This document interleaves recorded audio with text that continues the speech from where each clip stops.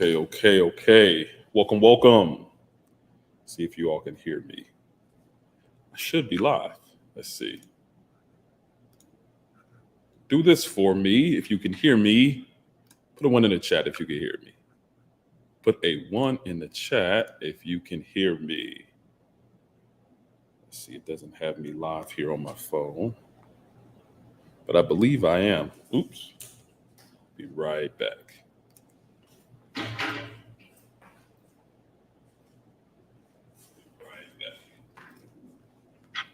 Oops. You're dropping stuff. Let's see what happens. Hopefully y'all can still hear me. Put a 1 in the chat. Okay, Professor Black Ops, what's good? Everybody can hear me. See, I'm dropping my headphones and everything. Welcome in the chat. Helmet Chili, welcome. Thanks for coming through. Thank you for coming through. Professor Black Ops with the 1. Helmet Chili with the 1. Welcome to the chat, man. Helmet Chili, okay. They're having some conversation there. Welcome through. It's been a minute, right? It's been a minute. Again, put a 1 in the chat if you can hear me. Put a 1 in the chat if you can hear me, if you haven't already heard me already. Am I coming across clear? Is it clear? Because I have my mic a little bit further away from me. I think it should be good. I think it should be just fine. Savage, what's good? What's good, Savage? What's good, man? Welcome. Hello to you too, man. 1 in the chat. We getting people coming through in here. And I've been gone for a minute. It's been a while, right? It's been a while. It's been a minute. I wouldn't say that long. It's probably been a week and a half or so since I did the live. It's not too bad. Welcome through, Eisen. We coming in. You talking about I'm better than you, CompTIA peons. No, man, no. We're talking about being tech bitter.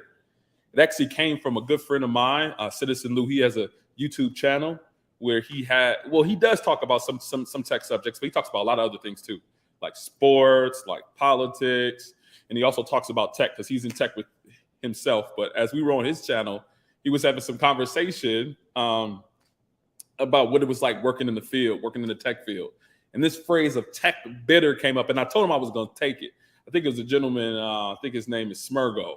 He goes by Smurgo on YouTube. I frequent a lot of different places here on YouTube. So I'm not just confined to the tech area, but Smurgo brought up the phrase of tech bitter because there was a gentleman on the panel.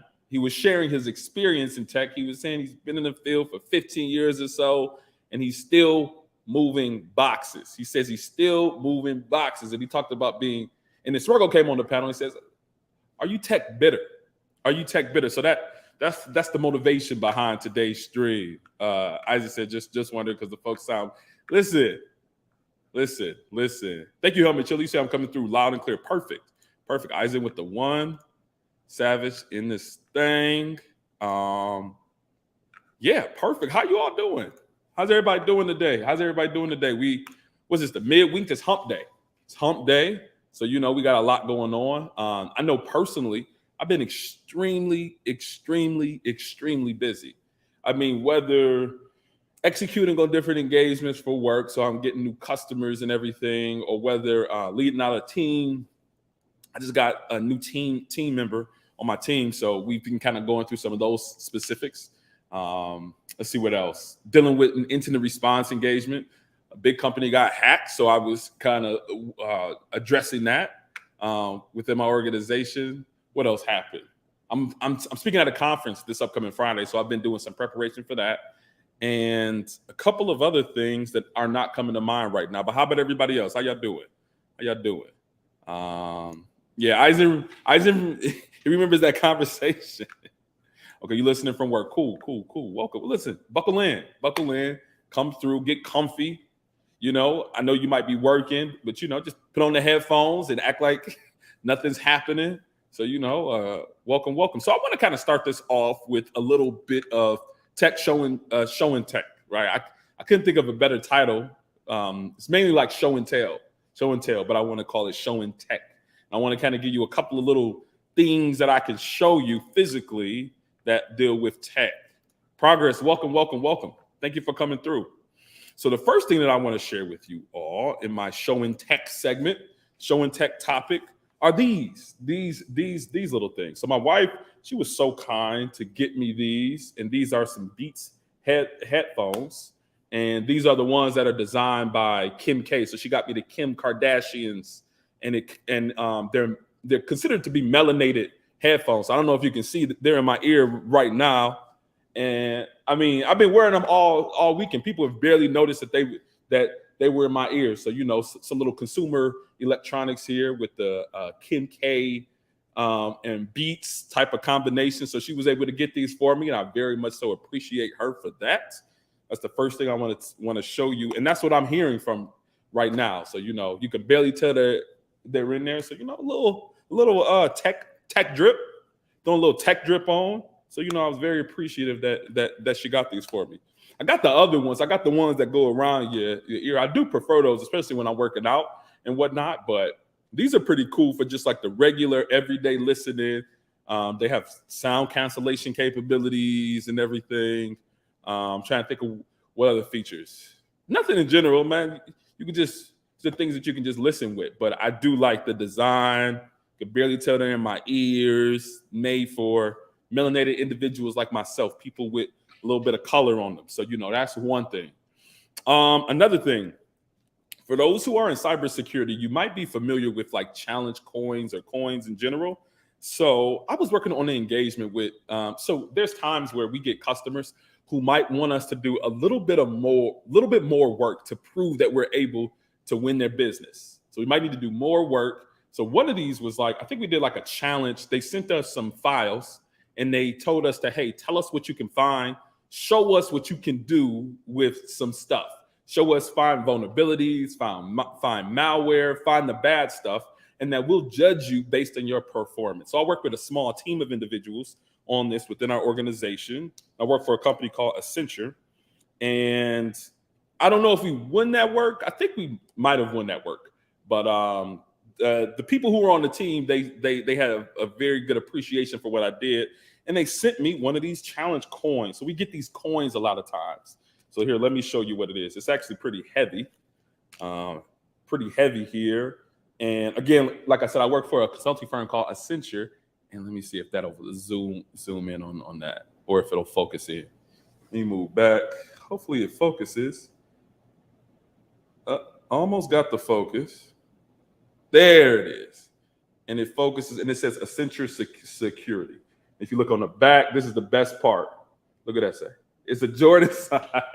So that's kind of the design here. So, I'm not saying, they're not saying I'm Jordan or nothing. They're not saying I'm MJ, but that's the design of our Accenture Security coins. We at times give these out during conferences, or just to show appreciation for other people within our organization. So, I might have done a little, I'm not MJ, but I might have done a little cybersecurity MJ move. So they sent me 2 of these. So I was really happy. I'm like, okay, cool. So I got one of those. Let's see what else. I got a couple of things here. I don't know. Have you all ever seen these before? These boys, they're called Flipper Zeros. Flipper Zeros.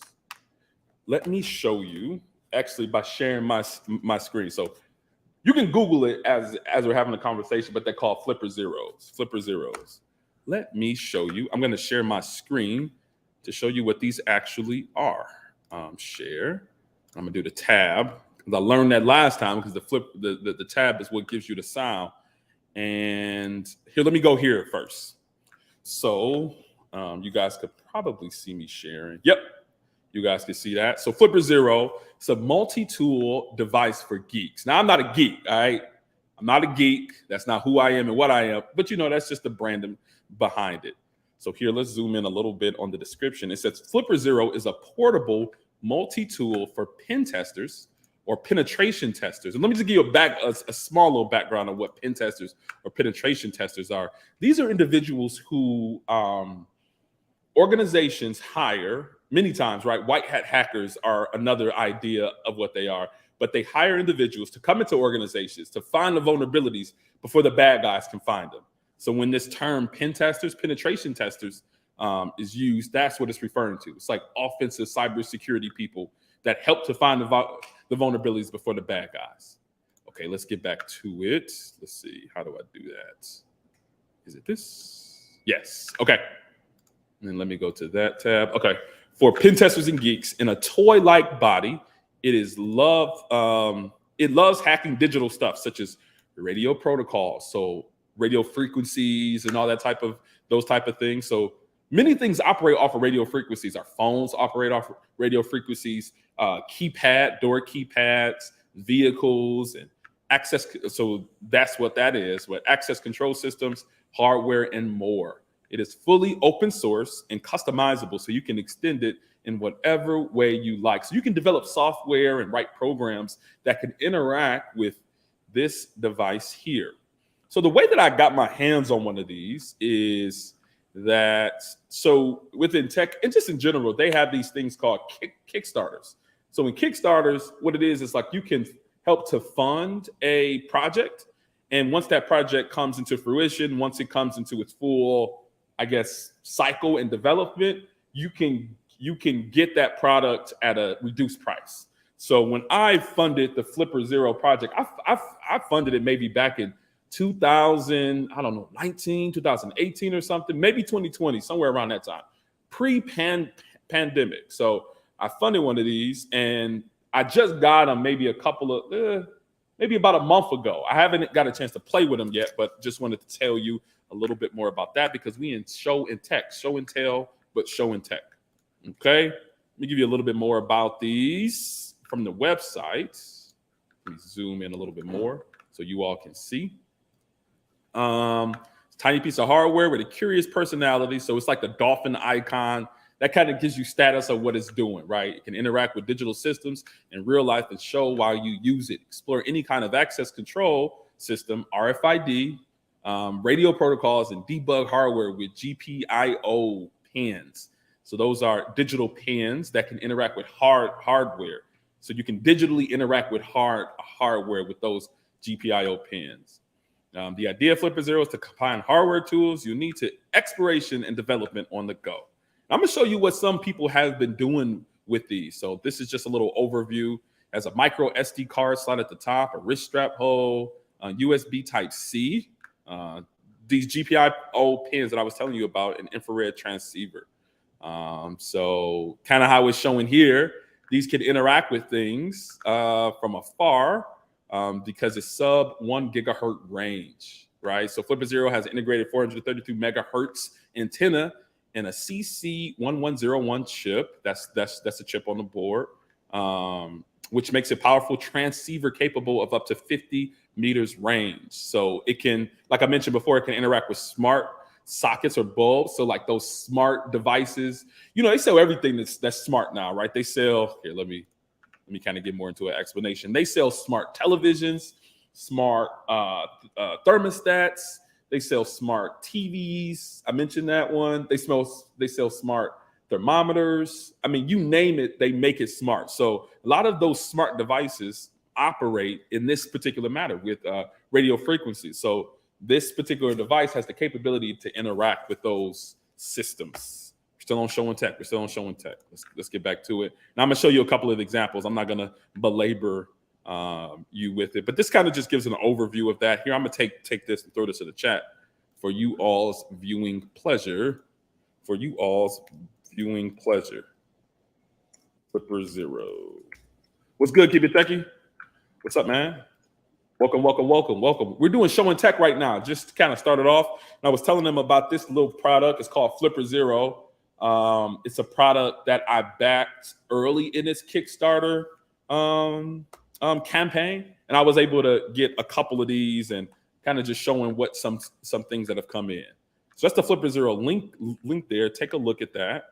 But let me show you what it can do. Let me go back. Actually, let me share another tab. So stop share, and then I'm gonna go over. Let's see where I want to go. Okay, let me close out things as I go because my tabs are gonna continually fill up if I don't stop them. Okay, I'm gonna kind of like scroll through. Actually, I'm not gonna go to the larger video. I'm gonna just go to some of the shorts. Here. Let's see. Share. I'm going to share the Chrome tab, and I'm going to show you what it has been able to do. Let me share this one with you. And let me go ahead and play that. Take a look at this.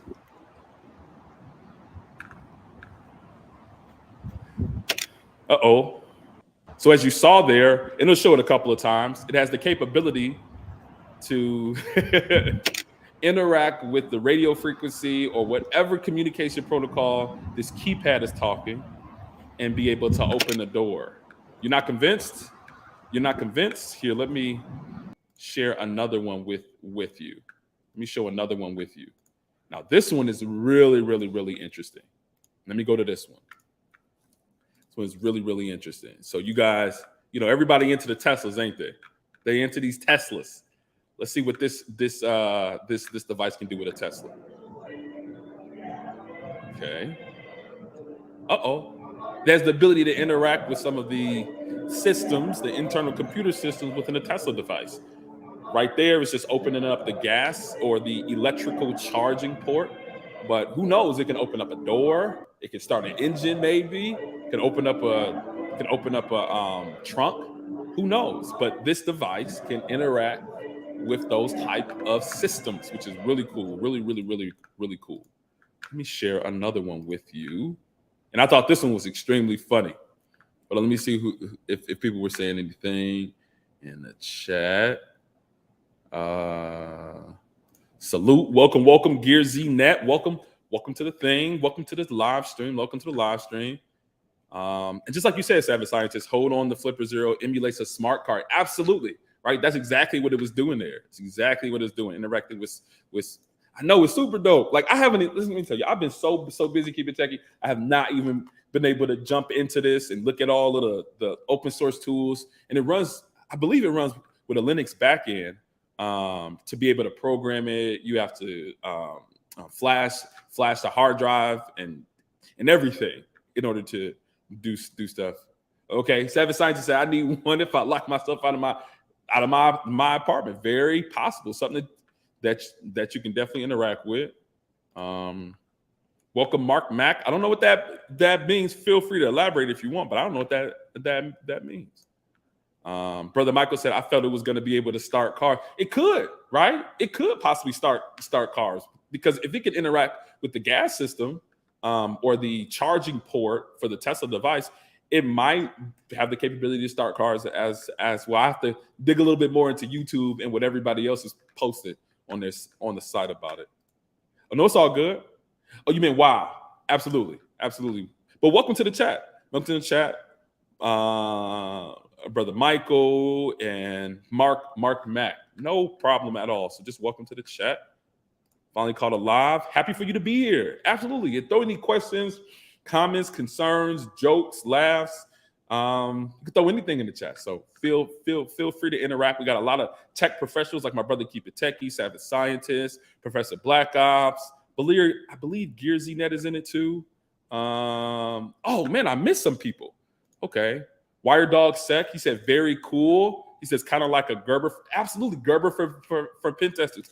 They call it like a Tamagotchi for pen testers. So I don't know if y'all remember the Tamagotchi when we were younger, but those are like little toys that you have handheld and you can interact with them. They can do different things. But yeah, absolutely, the Gerber for pen testers. But welcome, Wire Dog Sec. Welcome. Okay. Oh yeah, that's another one. The Wi-Fi Pineapple. I've heard of that one. I think that's one where you plug into devices and it can you can plug into a device and it can open whatever it can create wireless on that device. So like it's a wireless card for all types of devices. I might be saying it wrong, but that's what I remember the Wi-Fi Pineapple to be. But yeah, again, we're doing show and tech. Let me show you a couple of more things. I'm just hitting the chat. Let me show you a couple more things with this device, this Flipper Zero device. I thought this one was extremely funny. This one was hilarious. So as you all see here, check out the board here, the board for the gas prices. And we all know gas prices are high right now. You know, if you want to play a little prank on some people, you could take and Flipper Zero. I don't know what he downloaded. I don't know what, but he's messing with the board. Listen, the gas prices is 127. People stopping.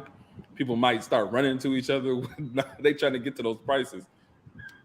Okay, and he's clicking it again with whatever program, open source program he's written for this.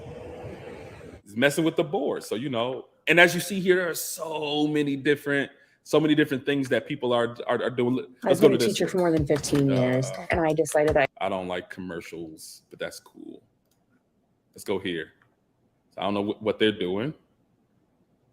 Let's see the Flipper Zero device. Where is that at? I'm going to show you how to control a 433 megahertz outlet with Flipper. So we're going to go to sub 1 gigahertz read. You're going to pick the right frequency. Mm-hmm. You go back, and you say, Alexa, turn the lamp on. And I just captured the code. Uh-oh. Now you can save these codes if you want to. I've already saved these ones. So I'm going to exit and go to Save Codes, lamp off, emulate. Yo, that's crazy. That is crazy. So this gentleman, he was able to interact with, capturing, listen, this is new to me, right? Brand new to me. I know, right? I know this. It's the same. Listen, that's the same thing I'm saying. He was able to interact directly, capturing the code, utilizing the same frequency that the lamp was on, and then being able to emulate, replaying that frequency to be able to control that lamp. That's crazy. He's got Corey Go Crazy. Welcome to the chat. It says, imagine shutting off a car mid-traffic. Just imagine. And I think that's some of the stuff that's stopping or slowing down the process of autonomous vehicles coming to the road as a whole. So, those are some of the things, right? Okay, Savage Scientist said Wi-Fi Pineapple is a device for setting up rogue access points. Absolutely. That's exactly what it is. I know, man, right? It's crazy. That's crazy. Straight out of Watchdog video games. Absolutely. Welcome, Kamar Brown. Welcome to the chat. Welcome. We just doing a little show and tech right now. Show and tech. Watchdog said, I was seeing something similar with capturing the car key fob signals to unlock a car door. Absolutely. And there are some tools that do similar things. I think this one is just something that's the fact that it's free and it's, well, not free, but it's open source and it's something that a lot of developers can interact with. It kind of almost commercializes some of those products. A lot of those products can be quite expensive, and a lot of times it's not open source where people can develop on it. So I think that's pretty sweet. Yep, instant replay attack. I know what a thing it is. And it says, so the lamp was connected. I think so. I think the lamp was connected to the Wi-Fi. I think so, but you can also interact with it via, no, the lamp was definitely connected to the Wi-Fi because that's how Alexa was able to turn it on and off. So I do believe they utilized that. They captured whatever that code was that he said and replayed it over Wi-Fi. So these are for IoT devices, right? The Internet of Things, where everything has an IP address. Everything is network connected, just like that lamp was. Uh-oh. Oops. Okay, back to my thing. Yep, you're right. I think it was. Yeah, Wired Dog. So here, let me actually go back. Let me go to that link because I think that you can purchase one even now. I'm up here doing a commercial for it. They're not paying me for this. Let's see. Oh, I can't even find that comment. Well, I can't find the. If you go to just the Flipper Zero website, I think you can purchase one now. I think you can. Okay. Let me stop sharing that. And let me see. Okay. And yeah, so that's the device. Let me show you because all I've done basically is just open it up for right now. So I have two of them. I have the black one and I have the white one. So you kind of open it up here, do a little bit of an unboxing. And I might do a whole video where I go into what I do with it. So you kind of open it up and it has like it has a problem focusing. Talks about the firmware update. That's the first thing. And you open this thing up. And then it has like a little sticker and a little icon for it and what you need in order to start it up. So it's a little user's guide here, the Flipper Zero. And then you have your, I think that's a USB-C to a USB 2.3, USB 2, I think. That's your cable. And then you have, voila, your device is right in here. I gotta get that thing out. And here it is. Oh, you got a little weight to it. You got a little weight to it. So this is it. This is the black version. This is the black version. This is lit. Like I said, like it has the SD card slot. And I know this is blurry. I'm sorry that it's so blurry. It has the SD card slot. This is the USB-C connector cable. I think I can probably, this is the cable here. Could probably just connect it right there. And then I think I have to update the firmware before I can actually work with it, but that's it. This is the Flipper Zero. And I'm gonna go ahead and start turning off cars no, I'm definitely not gonna be doing that. But I might start by interacting with some IoT devices like some lamps or some lights or something. But more to come. I might do some content on this. Let me go ahead and put this one up. But yeah, Tech and Tail. I got one more Tech and Tail thing for you all. Because like I said, I've been super duper, extremely busy. I haven't had no time to do anything, not even to have fun with stuff like this. Not even to have fun with things like this. But yeah, Flipper Zero. More to come on this one. Let me check the chat really quickly. Yeah, I do think the lamp was connected to Wi-Fi. Light bulb was on Wi-Fi. Oh, I already read those.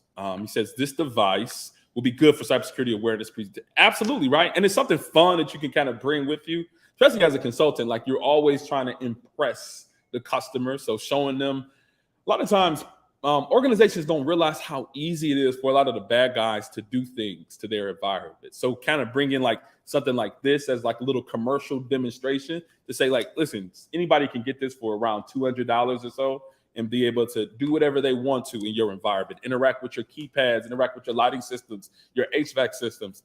Be careful, watch out. And these are some things that you can do. Hire me and this is my rate. So that's something that you could do. But yeah, cybersecurity awareness presentations will be super cool. And Brother Michael said device security is going to need a huge upgrade after. Absolutely. And it's been out for a little while. I think everybody started getting them at the end of last year because after the Kickstarter is approved, then they start sending them out at different times. They send out different batches. So it's pretty cool. And I got one more Tech and Tail. And this is something that I got in the mail today. So I'm sure that have you all ever heard of Capture the Flag events, Capture the Flag CTFs, Capture the Flag events. So these many times in cybersecurity are events that organizations put on in order to, well, not organizations, actually anybody can put on a Capture the Flag event. Your Wire Dog said they heard of it. Yep, Savage Scientist. So I'm speaking to the choir, right? So you all already know what a Capture the Flag event. You typically go through the many challenges in order to find what you call flags in order to win a competition. So there's some very popular ones out there, some very popular CTFs. But my organization, Accenture, we have what you call like an internal CTF or internal Capture the Flag event. And many times it's for those of offensive cybersecurity, but it's really cool what we're doing this year. We're doing a hardware Capture the Flag event. So I just got my package here, and it came with a couple of things. And let me do a little show and tell. So this one here is a breadboard. This takes me back. So my undergraduate is in electrical engineering. So we always had breadboards and everything here, right? So this is a breadboard with, and I don't know if you see this little blue thing here. This is what you call a resistor. This is a resistor. So it's an electrical component. I'm trying to have it focus. How do I get it to focus? I had to change a lot of camera settings for it to focus because it focuses on my face, and that's how I set it. But anyway, this is a breadboard with a resistor here on it, right? And it came with all these connectors also. These are connectors that connect to what I'm going to show you next. So all different types of connectors. So these are some of those GPIO pins that go on the Flipper Zero, but they gave us these. But the major thing is this little board here. So this board is, I'm going to pull it out. So this is a custom board that for all those who are participating in the CTF, and it is for our internal conference, and it's called AeroCon. So it's our offensive, crap, you cannot even see that. It's a super cool little logo that they put on here, but it's for a conference called AeroCon, and it's from our offensive cybersecurity group, and they are putting this conference on, and this is the device that we will be hacking and finding all types of vulnerabilities in. Oh, I think it's focusing. No, it's not. Then it just stopped. Anyway, this is the board that they gave us, and it's so cool. So what's going to happen is that I'm going to probably be using this breadboard. I'm going to probably be using these pins in order to find all types of vulnerabilities within this. And really the purpose of capture the flags are to learn. You're really supposed to learn the process of, like they said in the chat, cyber physical, right? Physical capture the flag type of events, which is super duper cool. So I'll be probably working on this over the weekend. I'll probably be on somebody's YouTube panel, but also doing a whole bunch of this. I know that I have to get like an audio jack here. I know I have to get, I don't have to get an oscilloscope, but I might have to get like a continuity checker. I probably have to get a couple of devices. I thought that I might have to do soldering or something, but they said that there will be no soldering in this. No, I have to get power for this here. So I'm going to be shopping sometime, probably tomorrow, to go over what this is. But yeah, this is a physical, cyber physical capture the flag event where I'll be learning more about hacking these type of devices. So show and tech. That's the final thing is show and tech. But let me go ahead and go through. Let's see who's in the chat. Yeah, y'all know what they are. Y'all know what capture the flags are. Y'all know what capture the flags are. Y'all know what they are. I know y'all know. And yeah, Brother Michael said a physical CTF event with devices like this would be cool. Absolutely. And I think that that's exactly what this is. Let me put this back in this bag before I damage it and not even be able to participate. But yeah, I wish you all could see this. I'm going to try. I'm going to try to get out of focus so you all can see what the board looks like. Crap, it doesn't show. It's writing right down here. That's so cool. And it has like the logo for AeroCon and everything on it. It does not work. It does not work. Let me throw this in here. But yeah, it is a cyber physical hacking capture the flag. What's up, Red? Welcome. Welcome to the chat. Yeah, we just doing a little show and tech here. Show and tech. And I'm just kind of showing everybody some different things that I've been doing. What physical CTF? So this is one that we're doing within our organization. So I work for a consulting firm called Accenture. So we have an internal capture the flag event as a part of one of our conferences that's going on now. So that's what's happening. I know, yeah, real hustler and money stacker. Yeah, this is you would need to be a part of our organization. Now we do it every single year. So, you know, if you are interested in joining an organization, you can probably be a part of it. But yeah, it's super cool. So I'll be doing a lot of learning on this board and everything. So sorry, it's not open to the public. So yeah, but welcome to the chat. Real hustles and money stacking. Welcome to the chat. I really appreciate you coming through. I know it's super cool, right? It's super cool. I've never participated. I actually participated in some interesting ones. Of course, like the basic offensive capture the flag type of stuff. I also did an incident response capture the flag event too. So it's like where they say that a hack happened. They send you all these artifacts and all these logs, and you need to say what happened and who did what. 1 second, I'll be right back. Oops, had to sneeze. So yeah, let me put some of this stuff up. But I do want to get into our subject. Where we are talking about tech bitter or being bitter within the tech field. Let's see. I am not that smart to join a hacker with an elite org. Now you could. Like you come through the org. You don't have to be smart or. So this is really like these capture the flags are meant for people who are beginners, who might be beginning to the subject matter. Typically, that's how they are.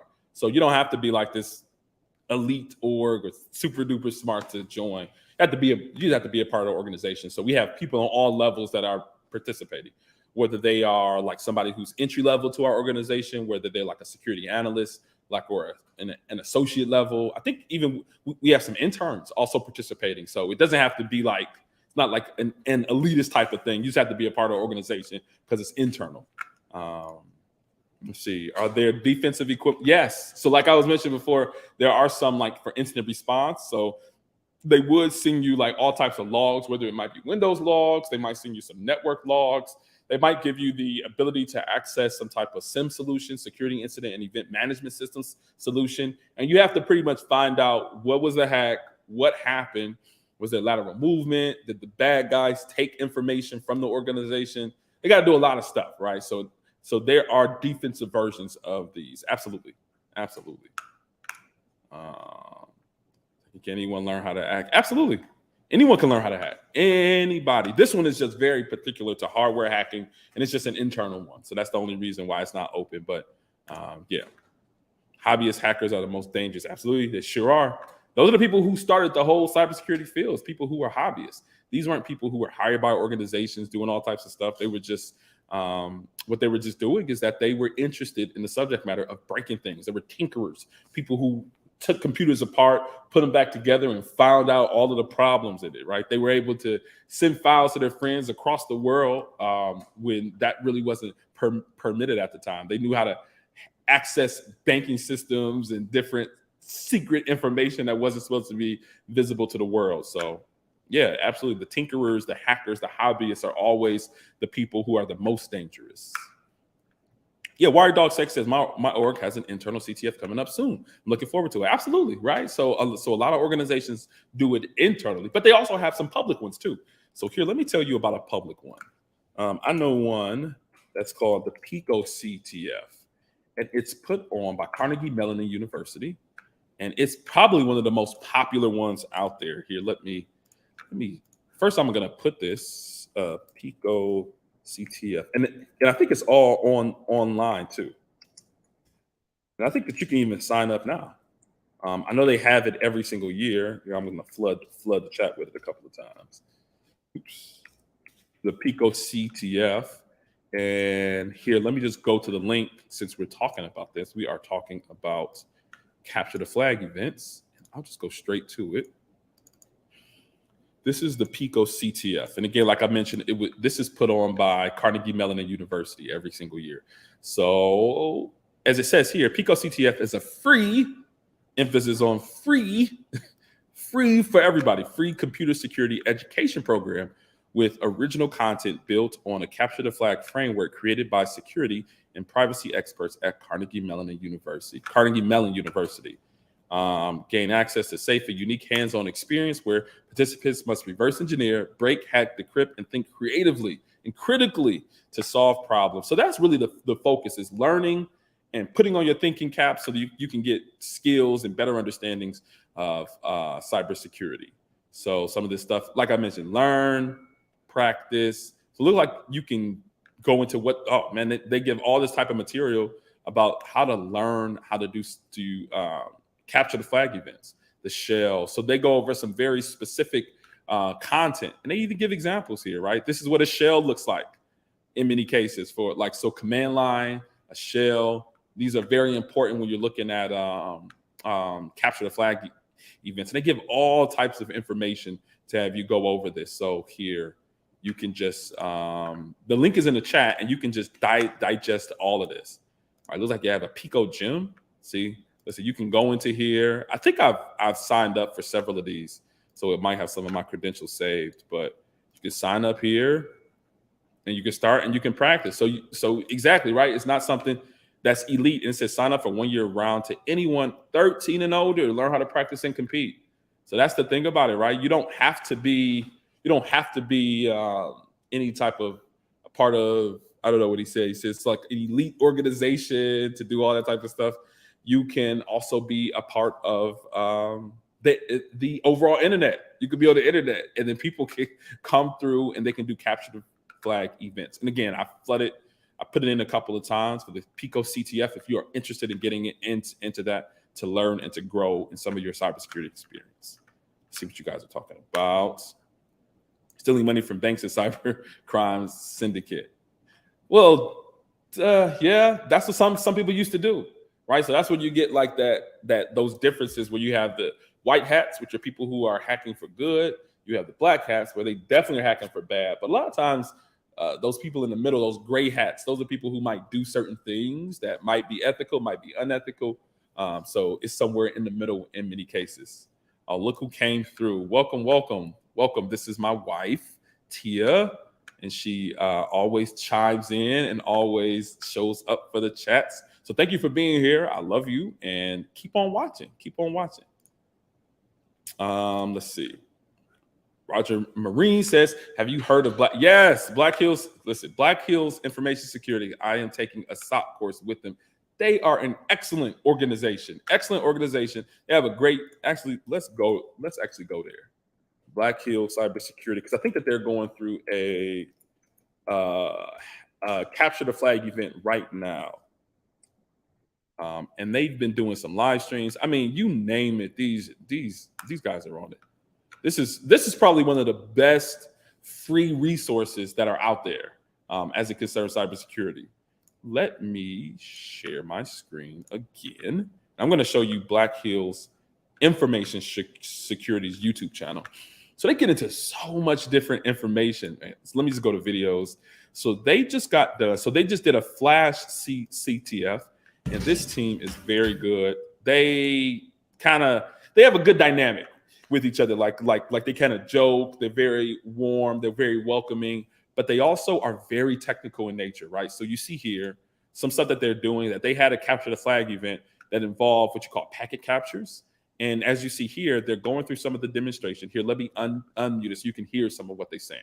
Let me see if I go back to this file.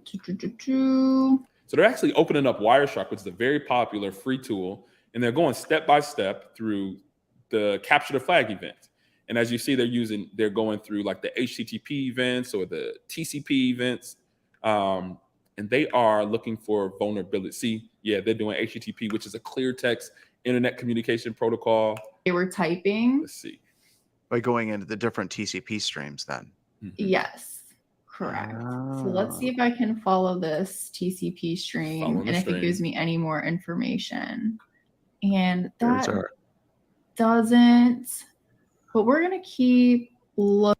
And they'll go through it with you. They'll go through it step by step, one thing by one thing, where you're almost learning with them. They don't necessarily just go straight to the solution. They'll go through what they're learning and what they're kind of struggling with, right? Struggle security, right? They're going through what they're struggling with even during their live stream. So it's really cool. Yes, correct. I would recommend subbing to their channel. I'm trying to think. I'm gonna go a little. No, Recorded Paradox brought up a good pro tip. If you follow a TCP stream and use the up arrow on the bottom of the screen, you may be able to navigate through the different streams. So that's what they're kind of going over here. Let's go a little. I always went in, and we'll try and upload that and see if this works. Okay, here we go. Moment of truth. All right. So these are what you call flags. So so through the capture the flag event, they find these different flags. It looks like you upload them to a certain place, and then they're accepted or denied based upon if you found that flag or not through the hacking challenges. So I'm going to click an LS. Okay, so we can see that we have some like type of command execution. Let me just. So they're going to all of that type of stuff, command execution, all that type of information. These are some type of vulnerabilities. So let's see. Just do if I can. Let's see. So if I do command cat, maybe.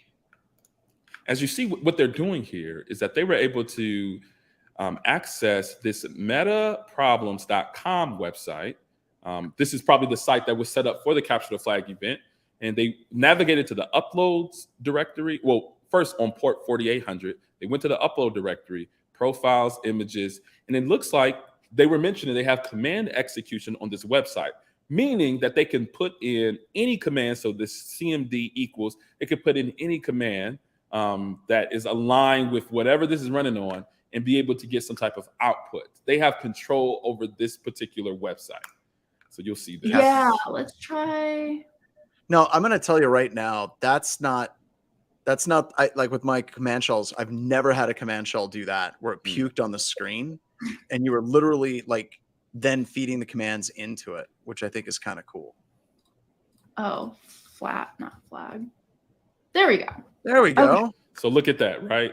She was able to get, as you see here, this is typically what flags look like. So it looks like they were this meta CTF. This is what that flag looks like. So they'll probably save that to a file, and that's where they're uploaded into whatever that directory is. But anyway, this is what a CTF is. Yeah, there's a bunch of different options for. I'm just gonna zoom through this a little bit you more. can use CyberChef like this to do that. So this is them, right? So I don't want to go into all of the information, but they have a very great YouTube channel that is Black Hills Information Security. They have a website, and they also have some trainings. Let me share that site for the trainings for you all, for your all viewing pleasure. And I think that this is what they were talking about. This is what they were speaking on as it concerns the trainings that no, that's not the one I want to share. Let me find that. Homepage. Yeah, this is what I want to share. So this is their website, and they have trainings on here. I want to see, let's see, conference podcast training. And they do training through this organization, Anti-Siphon. And then, like it says, improve your skills, training your team. Let's just do improve your skills. And they have a catalog of all types of trainings. So applied purple teaming, emulation tools with Atomic Red. That's one of their teams that they made, or their tools that they made. Advanced network threat hunting. Let's look at that one really quickly. This is a 16-hour course, and they have a schedule, so you can do it you can do it live, or you can also do it where you just access it from their site at any time. And let me see if they have the price here. If you want to register for it, I think the prices are typically reasonable. I'm just looking for the price. So this one is not only, right? Everybody has different price ranges. This one is $725, right? But when you're looking at things as it concerns cybersecurity trainings, this is pretty reasonable, especially probably for what you're getting. Take a look at some of this information, and all of these are $725 looks like. But this will be a very good investment. Even you can get your organizations that you work for to possibly pay for these type of trainings. So that's one thing that I want to leave with you here. Let me take and put their, so first, Black Hills Information Security, but their training, this one, I'm going to put their trainings here in the chat for you. I'm going to say reasonable cyber trainings. Put those in there. Again, very good organization. I mean, I've seen their stuff. Their stuff is A1. I went through some of their trainings, but you can get even so much information just from their YouTube channel, See what some folk were saying. Yeah, John Stram, I think he is the CEO of that organization, WireDog. So he's great. Real Hustler said Wireshark is a beast of a tool. It sure is. I use it all the time, even when I'm doing incident response engagements. I'm using Wireshark all of the time. Brother Michael said, I joined an CTF event at the beginning. That begins on the 12th. National Cyber. I've heard of National Cyber League, I believe. I have less than 9 months experience. Perfect. Listen, the great thing about CTFs is that even when you don't have experience, you can put that you've participated in capture the flag events on your resume, right? That's like a career buster for cybersecurity, that you can put capture the flag events on your resume as something that aligns with experience. I've seen it all the time. I've been interviewing people for maybe within the last several months, I've interviewed maybe 15 people for security analyst roles, security associate roles. I'm seeing them put capture the flag events on there. And I asked them about it. I said, what has been your experience there? And I think that that's something that shows, hey, you don't only just maybe have certifications, you don't only have education, but you also have, you're also involved in the community and you're learning more even on your own time. So after you attend that capture the flag event, put that on your resume. Brother Michael, and that'll be super dope. Mark Mack, forensic stuff is super cool. Indeed, it sure is impressive. They have a very good catalog. But I would say even just check out their website, or their YouTube channel, because they put a lot of free material on their YouTube channel. I mean, hours and hours long of material from offensive, forensics, defensive cybersecurity, you name it, reverse engineering. I saw they even did one video or one live stream on cybersecurity for blockchain, like introductory level type of information. So that's another one. Yeah, command injection is super duper cool. I mean, you pretty much own in the environment. Command injection vulnerabilities are great. I love those when I'm doing different engagements. As I look, their active defense course. Yeah, the active defense course is dope. Yeah, I just subbed for sure. Dope. Happy you subbed. Yeah, for sure. Okay, I've been talking about a lot of different things. So many different things. Let's see. I have to catch the replay, but I'm back. Welcome back, Eisen. Welcome back, Eisen. Where are some tips about doing pen tests of web app? Oh, man. So I'm going to answer this one, and we're going to get into the subject. Have you ever heard of Portswigger? Portswigger. So Portswigger, they make a product called Burp Suite, which is pretty much the web application penetration testing tool that everybody uses. Web application penetration is pretty much a standard tool for web application penetration testing.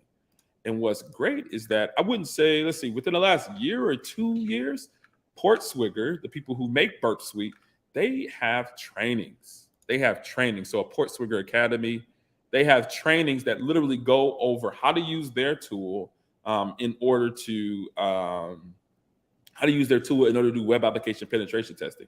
So let's look at this one. And they have plenty of free material here. I believe it's free. Yep. So here it says how to find file upload vulnerabilities. So it kind of goes into an explanation, kind of some introductory level information. It says if you're already familiar with the basic concepts, if you want to get practicing, you can do this to view all file uploads. Oh, wow. So it looks like we were talking about before, remote code execution. They have labs right here. Oh, you got to sign in. You need an account. Portswigger, you got me there. You got me. You're going to need an account in order to go through these. I think it costs to do this. I think it does cost. Let me log in and see. Have I logged into this before? That's my email. I might already have an account. Oh, I already have an account. I think it's free. It's free, y'all. It's free. It's free.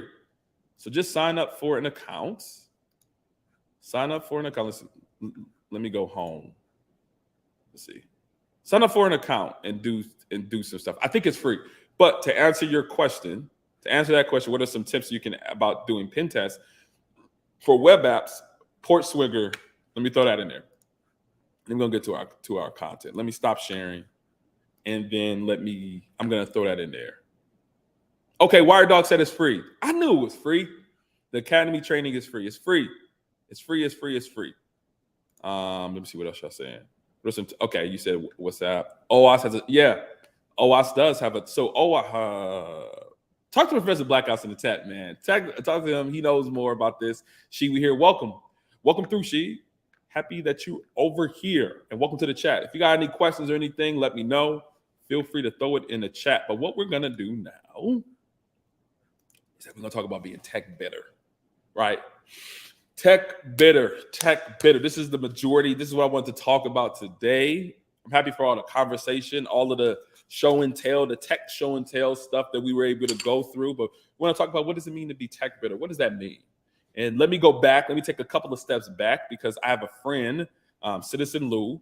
He has a cybersecurity. Well, he doesn't have cybersecurity, but he has a channel where he talks about tech things. A lot of times we'll be talking about maybe something political. We might be talking about something social. We might be talking about some sports. And then it always ends in a tech conversation.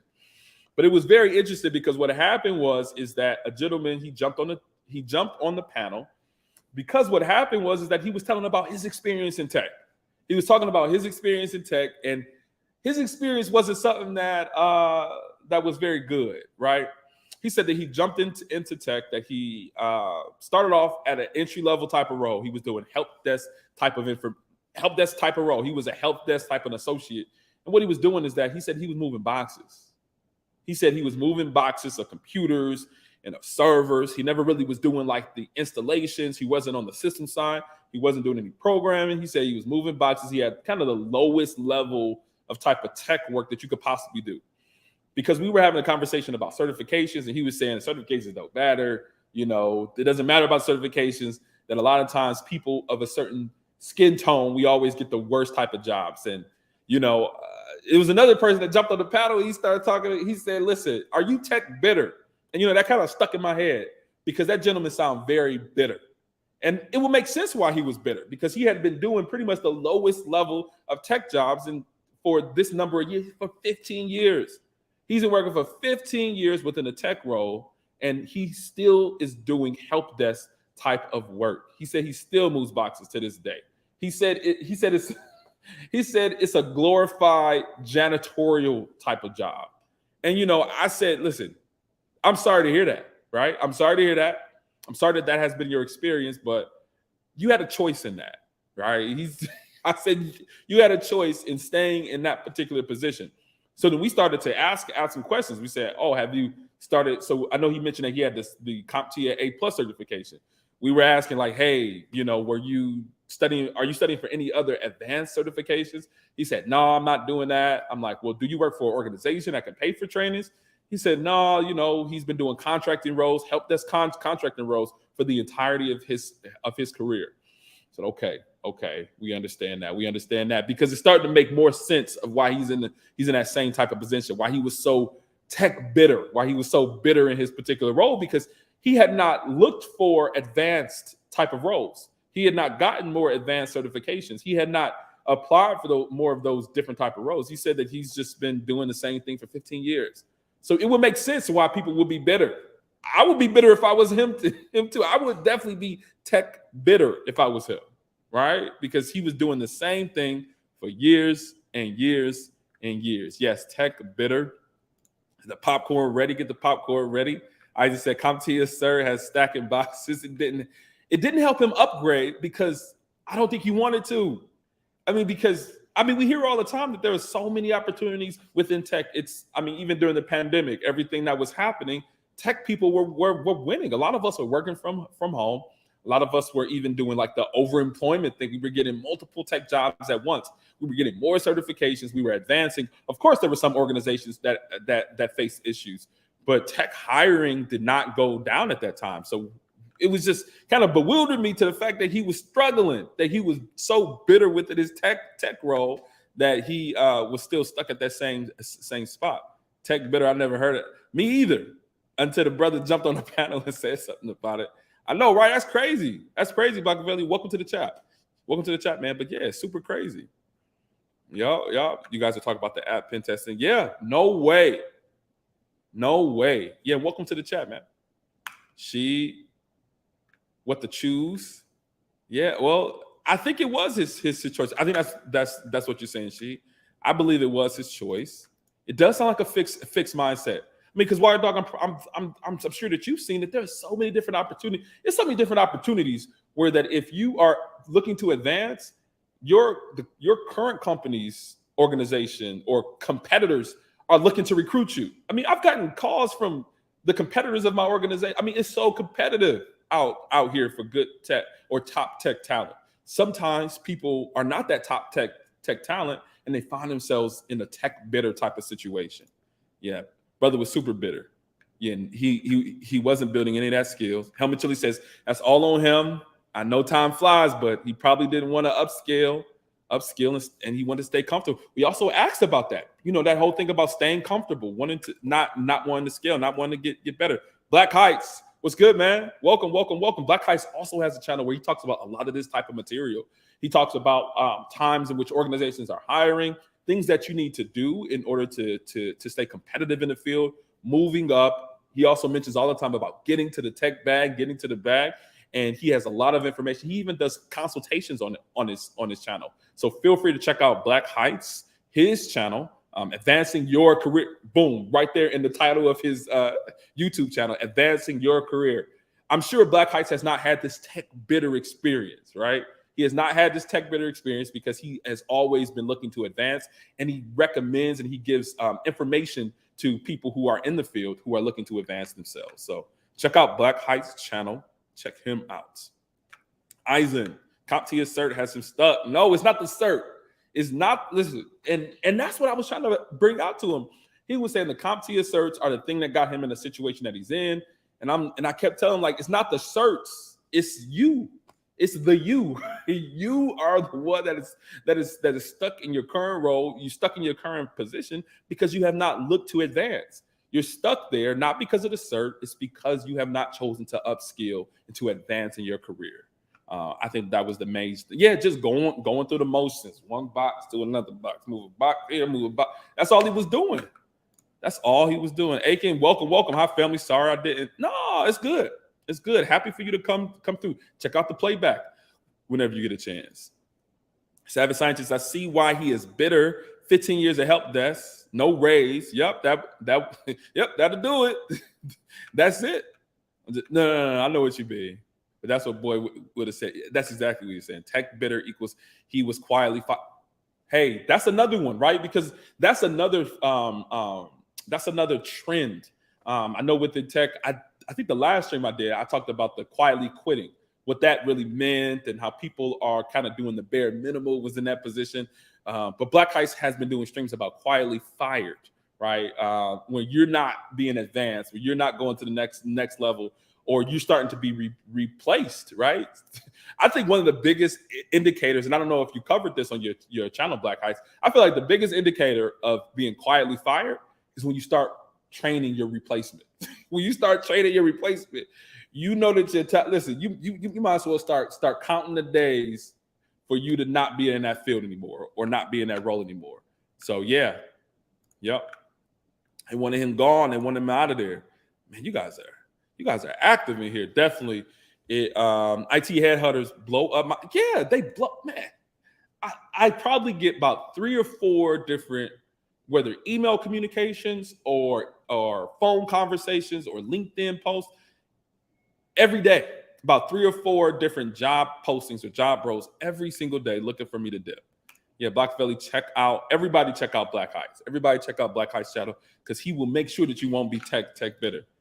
What's up? Let's troll. Gabe Jackson. That is the name that I have. That's the name that she's given me. That is me. And welcome to the chat. Thank you for coming through. Egan said, "How soon should we be seeking to move up and move move on and avoiding becoming tech bitter?" That's a good question, right? I'm gonna star that because in a minute I'm gonna drop the link and let other people come through to kind of speak about some of their experiences. Brother Michael says, my LinkedIn account getting hits and I'm not certified yet. It's the mindset. And that's the thing, right? It makes sense for him to be bitter, but like it definitely has to be a mindset because LinkedIn, Indeed, all these Dice, all these different websites, there are recruiters literally hounding you. They're even called headhunters, right? For people who are headhunters, they're looking for people, right? There are so many people employed looking for experienced tech professionals, looking for them to jump into roles. So I just didn't understand why he could be so bitter. Could be super duper bitter in the field. Let's see. Justin says, I worked in K through 12 IT. Okay, take K-12 IT. And there were a lot of bitter guys who was in the desktop support for 10 to 15 years. There we go. I was only there for 3 and now I'm in cyber. Boom. Justin Williams, welcome to the chat. And I think that your experience is extremely valuable, right? So I don't think that the gentleman, and that's another thing, that's another element. I don't think that the gentleman who's tech bitter said that he's been in that role for 15 years. I don't think he's alone. There are many people who stay in the same role for 10 to 15 years because of that comfort factor, because they might not want to skill up. They might just want to coast through things. Just like Black Heights said, they might be getting quietly fired, right? They might not really have any aspirations for them to move up. So, I think that that's one thing that's important is that gentleman is not alone. That gentleman is not alone in his tech bitterness because a lot of people accept 10 or 15 years of doing the same exact thing over and over and over again. So kudos to you. Shout out to you for Justin Williams for moving on and moving on up to something that you want to do and something that might be more interesting to you. Isaac said, yeah, he was doing everything he could to stay in that position, everything he could do. If you failed and tried, it would have been different. True. You at least have to try. I would say once you've improved to the point, there's practically no more room to grow. It's time to move on, whatever job. So absolutely, I definitely agree with that. Now I do want to show you a couple of different things that I think that are interesting, because I don't think it's just individuals who are accepting to be in the same role. I think that that's one of the indicators of tech bitterness, but also I think people can become bitter because of their experience within organizations, many times within corporate settings. And many times it looks like a toxic workplace. So I think that these two things go hand in hand. Tech bitterness or a toxic workplace can lead to tech bitterness. So I started to scour other forums and places. I started to look at things like Fishbowl and Reddit, and I want to kind of go over some of these with you all. Let me go ahead and share my screen. Let me share my screen here. I want to go over the one on Fishbowl first. Okay. So Fishbowl is a website where individuals anonymously share a lot of their experience within organizations, give tips, talk about salaries. This a lot of times is aligned with people who are in consulting. So boom, right? So this is one of the ones. So I just searched toxic, right? Toxic tech. So they found some of these streams or these conversations from people working in the organization. So this person is a consultant, and this is the confession tech, or the bowl, confession bowl. And that's how they divide them up into bowls. So this one says, have you experienced a toxic workplace? What made it toxic? How long did you last? Did you take any action? I think I have PTSD from a recent toxic job. I'm talking backstabbing, favoritism, unfair treatment, passive-aggressive comments via email, CCing everybody, blindsided by a bad review, bullying, criticism, not constructive, intimidation, getting fired in retaliation after reporting to leaders to HR. I mean, right? We heard the other brother's experience why he's so bitter. He's one person desired to stay in the same role for so much time.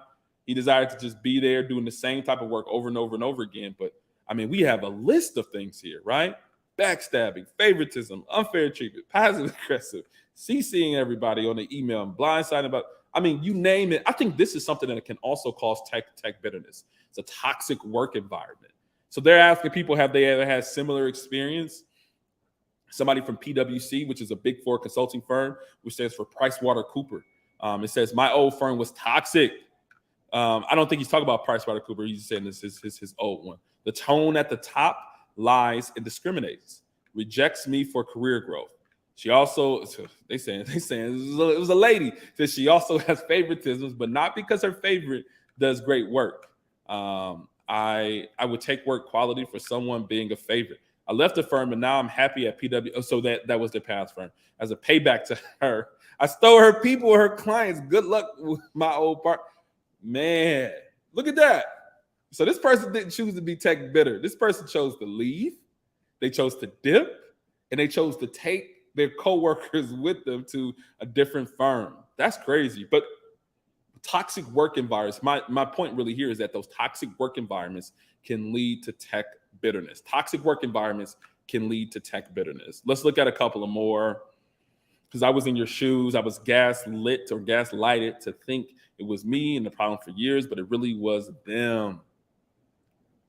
Yeah, let's look at a couple more. On a team just like the one you described, and I absolutely dread Monday through Friday. I sometimes want to cry before starting work. You can't change horrible humans, so I started looking elsewhere. And I think that's, let me tell you, I think that is the best thing that you could do when you're noticing that tech bitterness is starting to rise up. You might need to take some tech revenge. I'm not saying that you should do that, but I think the major thing that you should do when tech bitterness is starting to rise up, when you want to, like this person mentioned, you want to cry in the morning. You want to cry in the morning, right? You feel like people have been backstabbing you and not treating you fairly. You haven't been getting that promotion. What did this person say that they would do? They started looking elsewhere. And that's the thing about tech. There's so many different roles. There's so many different organizations, so much interesting work out there, so many different industries, so many different things that you can do that you don't have to be stuck anywhere, that you can, like they said, start looking elsewhere. Because and start looking elsewhere. A lot of times you're in a very good position, even though you might be in a role that you don't want to be in. The fact that you're already employed by an organization makes you more attractive to other organizations. So if you're noticing that tech bitterness is starting to rise up and you feeling like, hey, I don't want to be here. I'm crying in the morning. I'm crying in the morning before I'm going to work. People are backstabbing me. Start looking elsewhere. Start going on LinkedIn. Start reaching out to recruiters. Start applying to different jobs. Start reaching out to your professional network. Reach out to me. Right? Like, hit me with an email. Say, hey, I don't like being here, and I'm looking for an internal referral to Accenture. Right? Let me know, and I can do what I can do. I could definitely get that referral. Of course, you have to perform during the interview and everything, but start looking elsewhere is a really good way to avoid tech bitterness. So I think that that's a good one. Absolutely. There is too many opportunities to put up with a toxic work environment. Too many opportunities. And kind of going into how to identify, right? So we're going to look at how to identify what a toxic work environment looks like. Here, let me go ahead and share this one. And I'm starting to like these YouTube shorts. They're really cool because they kind of like quick hits on very good information rather than very long form type of information, but they're really nice for these type of lives. So let me go ahead and share this. Let me play. And giving commands rather than helping you do your best work, then the odds are you're in a toxic company culture. Here, I'm gonna refresh it for you so we can get the 4 beginning. signs of a toxic organizational culture. Number 1, top-down leadership. If leaders at all levels are much more interested in keeping control and giving commands rather than helping you do your best work, then the odds are you're in a toxic company culture. Number 2, secret keeping. If people throughout the organization are hoarding information and keeping secrets from each other, then you're in a culture that is overly competitive. Number 3, default to the status quo. Leaders that think the world is never going to change and that their business model and their organizational chart never changes are leaders that build a toxic culture. Because the innovators and the people who want to bring their best selves to work and contribute their ideas don't feel welcome. And pretty soon they leave. And number 4, recreational complaining. Complaining for the sake of complaining. Complaining for the fun of it. Complaining because you know that your complaints aren't being heard by anyone who has the power to change it. If you want more ideas and content like this that'll help you lead smarter and do your best work ever, then hit the like button and consider following or subscribing. Here's some good information, right? I think one of the main ones that jumped out to me was that of the top-down leadership, leaders that are not looking at innovating, that they're looking at staying with the status quo. I think one idea that comes to mind, I know I had a buddy that used to work for it's a financial organization, Goldman Sachs. They used to work for Goldman Sachs. And one thing about Goldman Sachs is that they said that the CEO said that they're requiring everybody to come back into the office just because. Didn't really give a lot of good information, which is saying if people didn't come back into the office, they were lazy, that they would have career issues, when a lot of these individuals, tech people, were finding success working 100% remotely. So that's kind of sticking in the same mentality, sticking with the tech stagnation, right? So I think that's another thing there.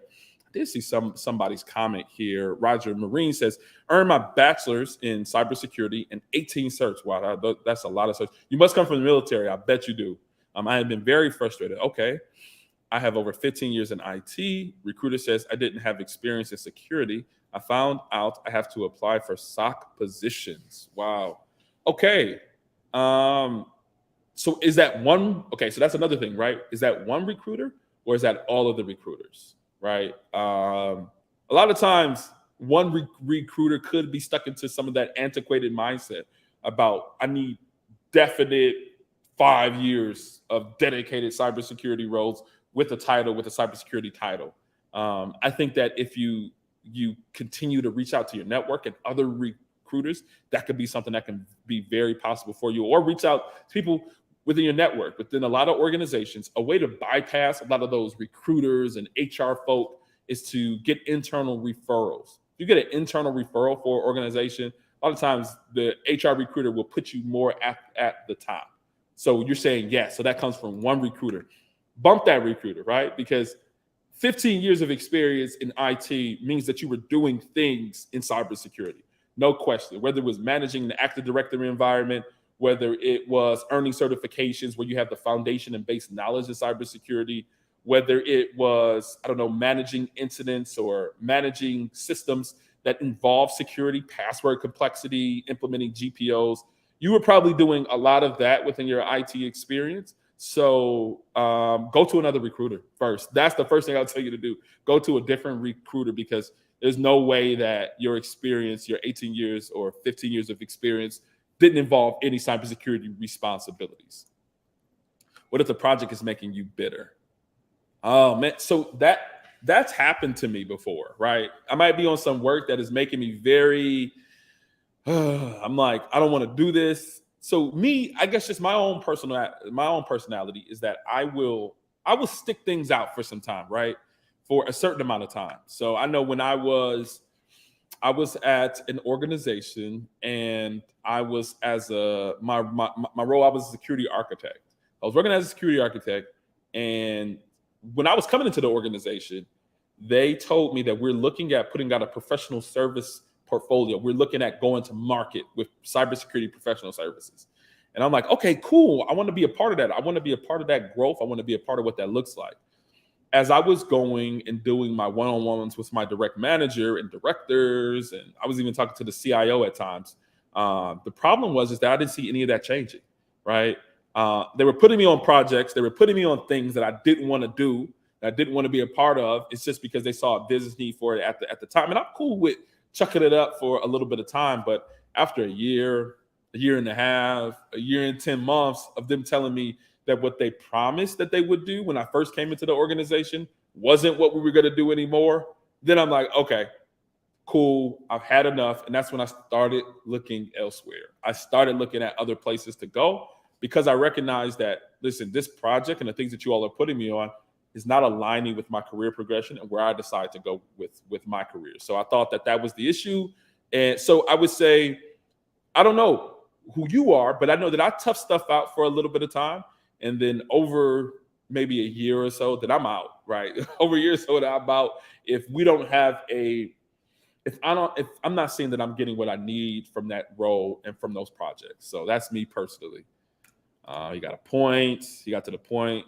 Absolutely. He surely did. Yeah, I thought that was a pretty good video. Since I was applying for a cybersecurity engineering position, and I should be applying for a cybersecurity analyst role. You could, yeah. So many times there's a thin line between analyst and engineer in cybersecurity. Many times analysts are thought of to be entry level, but senior analysts, a lot of times, are doing some advanced things that cybersecurity engineers are doing. So really, those titles for those analysts and engineer, they can bleed over, but the engineer is thought of to be the more senior person. So I would say apply for both, and apply as frequent as possible. I think that's very important, because the numbers are on your side, right? It's reported that millions of cybersecurity roles are open, and that they need a lot of people to apply. So the numbers are on your side, that you'll get, like, you only need one job, unless you're doing an overemployment thing. You're looking for two or three different jobs, but you only really are looking for one job to get in. So apply as much as you possibly can.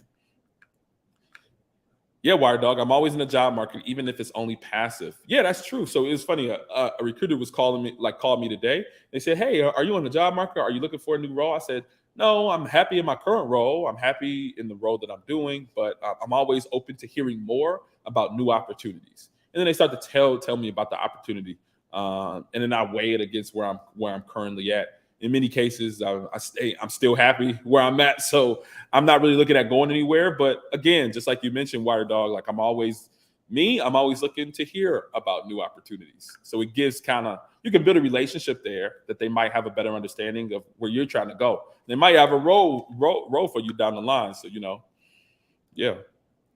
Man, did you go to you're talking about Roger. Roger says yes. Got a lot of certs. I think, okay, you guys are having a conversation there. Oh, man, you guys are talking. Hold up. Let's see. Wired Dog. Absolutely. Getting active on LinkedIn, networking with people. Yes. So you guys are having great conversations there in the chat. Justice said, one thing I learned while in IT trying to break into security was to learn a SIM. So a security incident and event management, and a vulnerability management tool.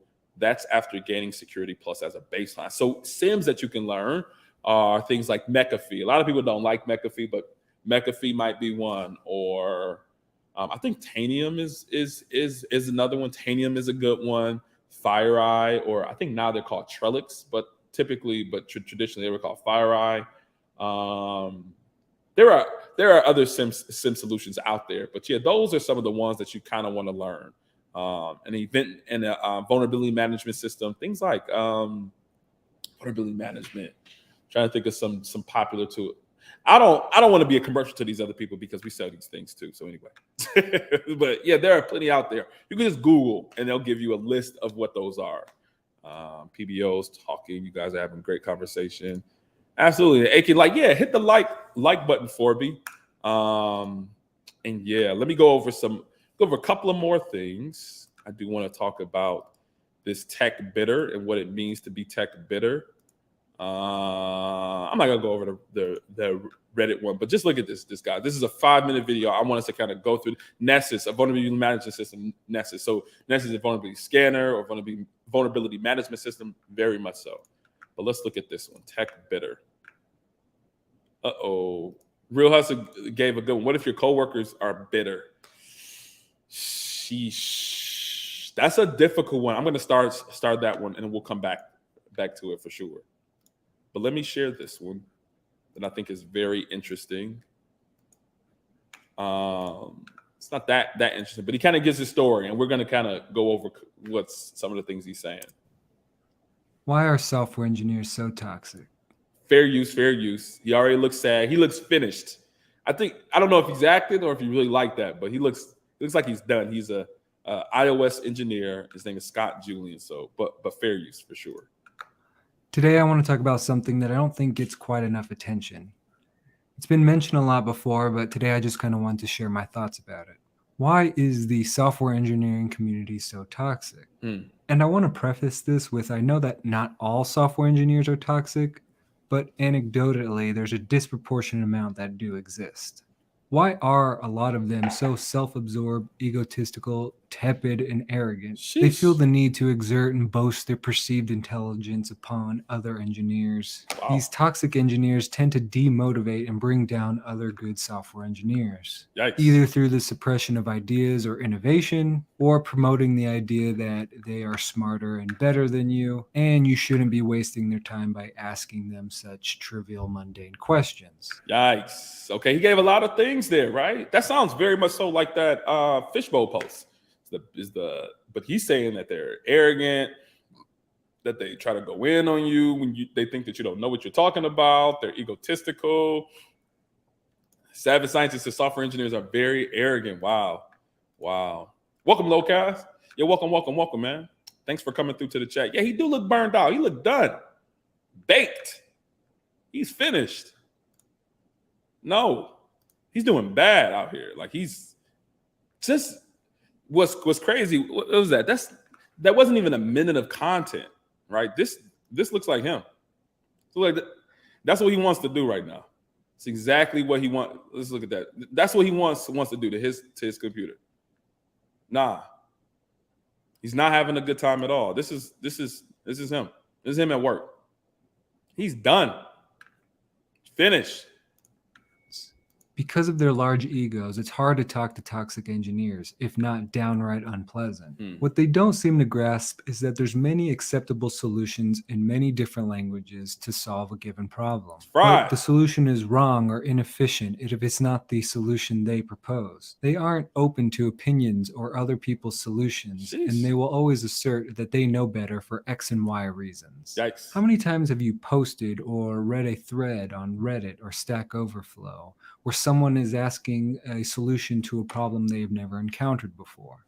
Either they are new to the language or platform, or simply just don't know of a solution that exists. And then there are several responses in the thread from toxic engineers. They all have conflicting answers and will usually berate the original poster for not knowing this solution. They will also diminish the value of other engineers' input from the thread as well, even discouraging from other people giving their answers, trying to help out this new engineer. Dang. It's really frustrating to see these children argue over the best way to change the color of a text. Toxic engineers perpetuate this culture that causes others, and especially women, to leave or never even want to be a part of the software engineering community. Sheesh. And I'm only talking about how they interact inside the software engineering community. Imagine how they must act outside of our community.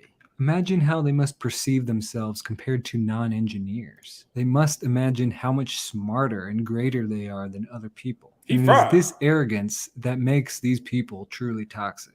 Have you run into any toxic engineers? Maybe they're in your CS class or on your engineering team. Yep. Maybe you've gotten a code review from one and they're quick to point out a minuscule mistake, but quickly glance over or dismiss any criticism of their own code. Yikes. They will always argue that their code is right and this is the best way to do things. As a software engineer myself, I've noticed this type of engineer more often than not. And sometimes it makes me feel embarrassed to call myself a software developer and be a part of this community. I do not want to be associated with these egotistical, maniacal, very toxic engineers. They frankly give the rest of us a bad name. That is true, Black Valley. That is very true. That happens on any open forum. You always have a wise guy. That's true, right? And it's like, I definitely get what he's saying, but just like Agan said, you fried. He's done, like, it's affected him. I mean, just peep his demeanor. I mean, he's out of there. He said he don't want to be associated. He doesn't like the level of criticism, the unnecessary criticism that comes from the community within software development. I think that can be another descriptor for being tech bitter. I mean, you only like the people you work with. Let's finish this out. Why does software engineering seem to attract this type of person? And what can other engineers do to recognize and help correct it? We need more positivity, communication, and collaboration amongst all of our peers. We need to promote a community where people aren't afraid to ask or answer questions on Stack Overflow, Reddit, or other public forums, in fear of being berated or belittled for the question they have asked. Just reflect for a moment and see if any of these things I've mentioned either describe you or someone you know. And if I'm describing you, try to be more open to ideas and criticism. Become less toxic by listening to your other fellow engineers, and try to make small changes in how you interact with your peers. And if I'm not describing you, then try to be a louder voice in our community and speak up and try and help correct those other toxic engineers. Yeah. Try and represent all of us in a better light to attract new engineers, new thoughts, new ideas, and promote a culture of inclusivity. I want to know, what are your thoughts about toxic engineers? Have I just ran into too many myself? Is this not a bigger problem and just a small subset of engineers? I want to know what you think. Have you ran into any of these people? Have you had a more positive experience? I've had plenty positive experiences with a bunch of different engineers that I've never met in person. Anecdotally, I have ran into more toxic engineers in person and online than I feel like I should have. That's him. He fried. He's out of there. He has not enjoyed his experience within the field. And I think that some of it is I don't know if so. The internet gives a lot of people a lot of courage to say a lot of things that they wouldn't say when people are in person or when they're in the same organization. So I do think you can chuck some of that, the open forum, right? Just like you were saying, Bagavelli, when you are on an open forum with people, they tend to get a little bit more bold in what they say, So I don't know if that's a fair representation of software engineers that you work with, that you might interact with within the working capacity. This is more of people who get that YouTube or the internet courage. This guy says, blame society at large for putting these people on a pedestal. Yikes. I'm just reading the short ones. I've met some seriously nasty people in software. Oh, all right, listen. Maybe it's not just the forums, but he said, you are so right. We have too many of these type of people in the field. It's horrible. In person, I feel like I've met more imposters than toxic engineers. Okay. I take that back. It looked like that's the case, right? Everybody said it. Everybody said people like that don't have any compassion or humility. They forget they were born writing code and were mentored at some point. Absolutely. Absolutely. I think it's definitely a cultural thing within that sphere, right? Within that sphere of software engineers. And yeah, so tech bitter. You talk about tech bitter, that's pretty much what it is. It's pretty much what it is. So that is kind of what I wanted to cover today as it concerns tech bitterness. Some of those symptoms of tech bitterness could be you're in a stagnant position within your work field. You haven't advanced, you haven't gotten those certifications, you haven't got any of that, right? And the symptom, well, the thing is the tech bitterness, and the cure or the medicine that you need to take is that you need to expect more from yourself. You need to plot a path forward and upward within your career field so that you won't stay bitter by being in the same position for 15 years. Okay, that's one. The second one is the backstabbing, right? The second tech bitterness sign is backstabbing and CCing people on emails and being rude and nasty during meetings and bullying, right? That's what one of those people were saying. That's one thing. A toxic work environment is what they were having. And the cure that I saw, or the cure that I can find out about that one, is to start looking elsewhere. Look at different places. Look for different places to work, because the demand for cybersecurity and tech roles is so great within the field that you don't have to be stuck anywhere. And the last one we saw was that it looked like that it was just a bad situation. It's a bad situation with software engineers and tech individuals that are pompous and they're egotistical. And I think that maybe the solution there is to maybe, I don't know, get off the internet from time to time, right? Step away from that stuff. I know that at times Stack Overflow and those websites are kind of what you need in order to do your job. So maybe more passive with it, right? Stay anonymous online.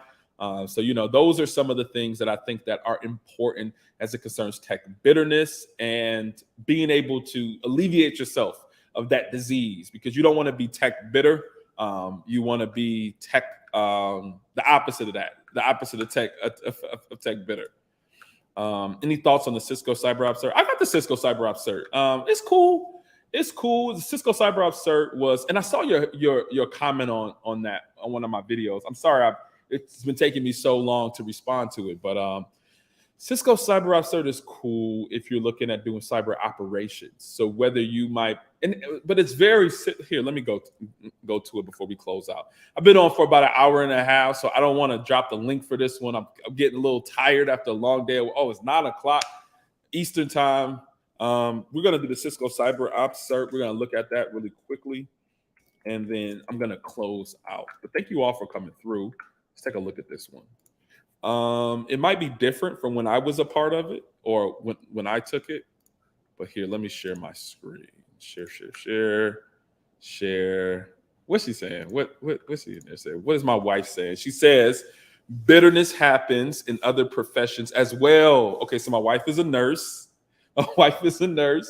And she has also experienced situations where it's been bitter for her in certain work environments. So she is a nurse. She is a CRNA, so a certified registered nurse anesthetist. Hopefully I'm saying that correctly. But you can experience in multiple fields, not just in tech. And I know that one of her alleviations was coming home to me.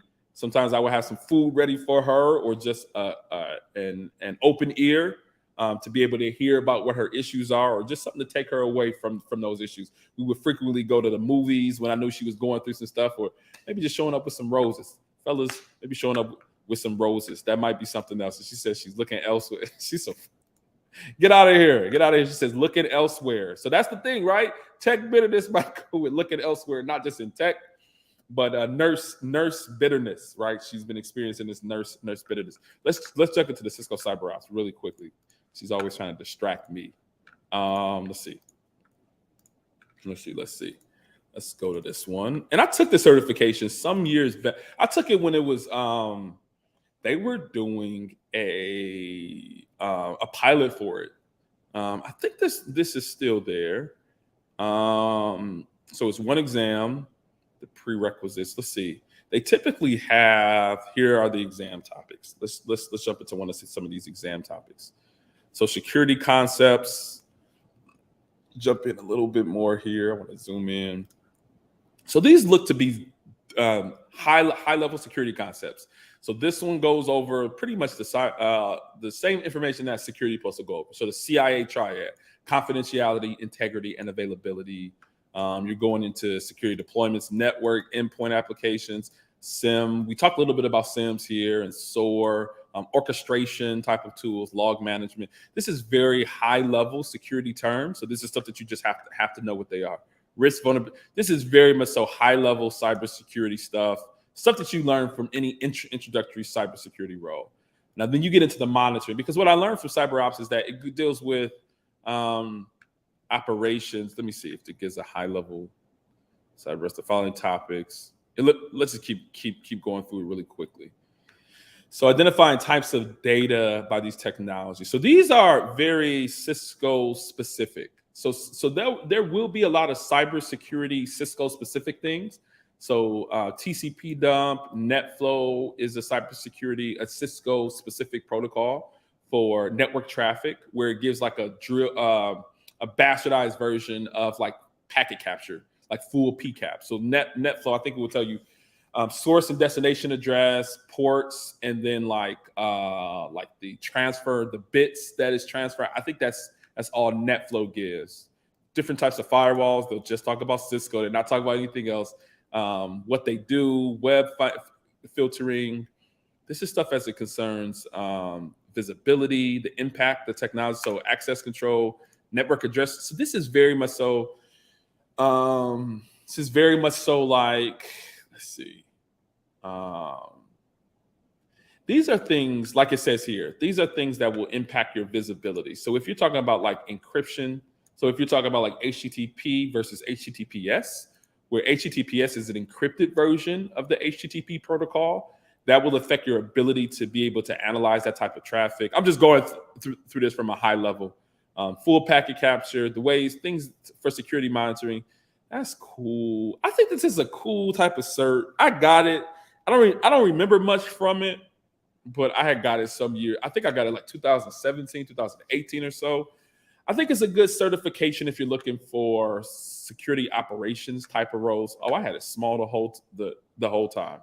But yeah, I think this is a very good certification for if you're looking at security operations role, AO. Perfect. You said you're trying to either to be either network admin or SOC. Perfect, right? SOC analyst, security operations center analyst. I think this is a very good certification for that type of role, especially if that organization is a Cisco shop. So if they have Cisco ASAs, those are a type of Cisco firewall or Cisco Catalyst type of switches. This certification would be very helpful in environments that deal with Cisco equipment and the network and the security operations. I think that certification is perfect for SOC analyst roles. Hopefully that was boom, right? Yeah. Wire Dog said I think it's geared towards SOC. Okay, so listen, I'm doing all this talking and you all already got the answers, okay? But you guys got it. You guys definitely got it. So Kamar says, that is why I prefer working remotely. Yes, less physical encounter with coworkers and less stress for me. Yeah, a lot of times with remote roles, you can avoid some of the day-to-day. You know, you're at your cubicle and somebody's peering over or stopping at your desk, maybe causing some type of interruptions, might be bothering you, internal company politics. I know even when I used to sit in the office, the last place I was, they had a board. They had everybody's name on it, and they had every search that everybody had. And they use it as like a competition. I thought that was so like stupid because it's like this comparator thing. It's like a daily reminder of who has what and how the ranking system was within that organization. So working remotely, I definitely avoid a lot of that type of stuff. So I'm right there with you, Kamar Brown. But yep, you agree. And thank you all for coming through where we talked about tech bitterness. I did a little bit of tech show and tell where I showed you a little bit about the Flipper Zero type of devices. Also did a little bit of like tech show and tell where I told you that my wife had got me these new Beats, the Kim K joints, where they kind of blend into your ears because they are closer to my skin tone. So that's pretty dope. A lot of people have not noticed that they've been in my ears. Let's see what else. I told you guys about my challenge coin that I got for doing something at work, which is pretty cool. It has my organization, Ascensor Security on one side, and on the back It's a Jordan symbol. It's a Jordan. I did something Jordan-like at work. So, you know, I got one of these, which is pretty cool. What else did we go over? I talked about capture the flag events. I mean, we hit on a lot of different subjects. For those who are just tuning in here at the end, feel free to watch the playback. And we'll do more and more of these. A lot of times as I find time, you know, I want to do more of these and go over a lot of this type of material. And really, I want to have you guys up. I'm just super duper tired. I'm super tired, especially after a full day of work. And it's almost 9:30 here on the East Coast or within Eastern time. So I appreciate it. Thank you. I really appreciate the congrats. And yeah, thank you for the happy you enjoyed the material. Come back again, Wired Dog Sec, and come back again, everybody, to the Struggle Security YouTube channel, where we are the Struggle Security YouTube channel, where we are normalizing struggling in cybersecurity. And for those who watch the playback, feel free to leave a comment, anything that you want to hear more of, so that I can kind of focus some of the material. As you saw, I have some pre-prepared stuff. So if you guys send me things, if you guys put stuff in the comment section, I'll be able to add that to the docket, and we'll be able to go over all the material that you guys want to go over. Thank you all for coming through. Where I said again, we're Struggle Security, where we're normalizing struggling in cybersecurity. All right, thanks.